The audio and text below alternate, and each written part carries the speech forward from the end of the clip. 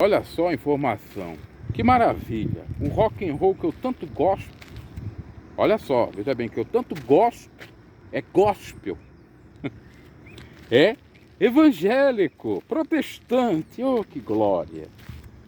Por quê? Foi o Elvis Presley, Chuck Berry, que fundou Jerry Lewis, Little Richard. Não foram. Segundo pesquisas aprofundadas, o rock and roll começou por volta de 1920.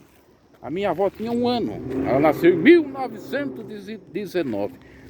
E o rock and roll foi entoado pela primeira vez numa igreja evangélica da nossa amiga que criou o rock and roll, uma irmã negra que começou a misturar jazz e rhythm and blues na sua igreja e acelerar, e já criando o próprio rock and roll. Mais tarde, a sua irmã, em 1940 alguma coisa, gravou o que seria de fato a primeira música do rock and roll, com base naquele ritmo da própria irmã.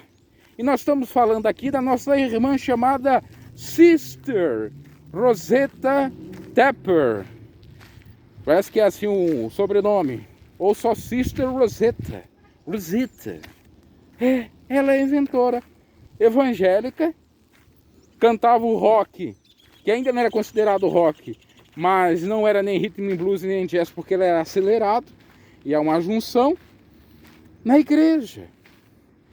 Mais tarde o rock and roll foi evoluindo, aí começaram a dizer que o rock and roll se deu em 1954 com a música Long Town Sally, é do Little Richard, não é isso? Eu não me recordo mais. O Little Richard, Chuck Berry, essa turma aí, essa época, Jerry Lewis.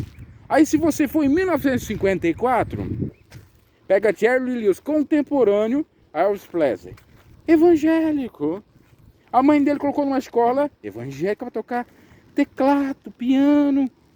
E ele começou a ver aquele som dos negros, do jazz, de blues, animou, acelerou e começou a fazer as músicas seculares, e assim como músicas religiosas. Olha que lindo, que maravilhoso. Do mesmo modo que Elvis Presley, que era levado pela sua própria avó para a Assembleia de Deus, e lá ele cantava os hinos da harpa cristã, e tem até vídeos dele cantando em inglês os hinos do cantor cristão, harpa cristã. Aí, mais do que comprovado que o santo, bom e velho rock and roll foi feito por protestantes evangélicos abençoados do fogo. Talvez fogo um pouco estranho em algumas situações, mas foi entoado dentro da igreja. É claro que depois vieram os excessos, as loucuras, drogas, promiscuidade, satanismo. Isso não é do evangelho. Agora, o início do rock and roll brotou dentro de uma igreja. Aquele rock and roll mais clássico, mais leve, mais sonoro, mais entendível. Você consegue entender a letra? É ali, maravilha, não? Glórias e honras a Deus aí. Mais uma benção para aqueles que são amantes do estilo rock and roll. E tudo a ver com gospel. Na realidade, a formação do rock and roll é rhythm and blues e gospel.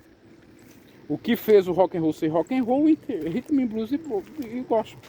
Claro que umas pintadas aí de outras coisitas mais tarde, alucinógenos, aquela efervescência da juventude para alcançar as meninas. Inclusive, se você parar para analisar, estudar a história do The Rolling Stones, que é da Inglaterra, e lá tem a igreja anglicana, que é protestante, e parece que o Mick Jagger aprendeu a tocar lá dentro daquela igreja, ou membros do seu próprio grupo. Se você pegar a história de Beatles, essa turma toda aí também famosinha, já na década de 60, nós não estamos mais falando da década de 50, Elvis Presley, Little Richard, Chuck Berry, Jerry Lewis, você vai perceber também que eles têm pegada evangélica. Você vai pegar até o Black Sabbath, já da década de... final da década de 60, 70.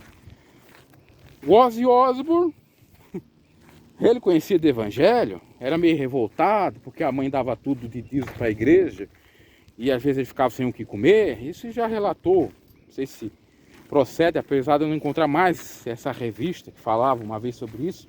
Mas, querendo ou não, ele também sabia um pouco de fé, todos eles. Aí você entra lá, o Alice Cooper, década de 70, o Alice Cooper é da Igreja Batista.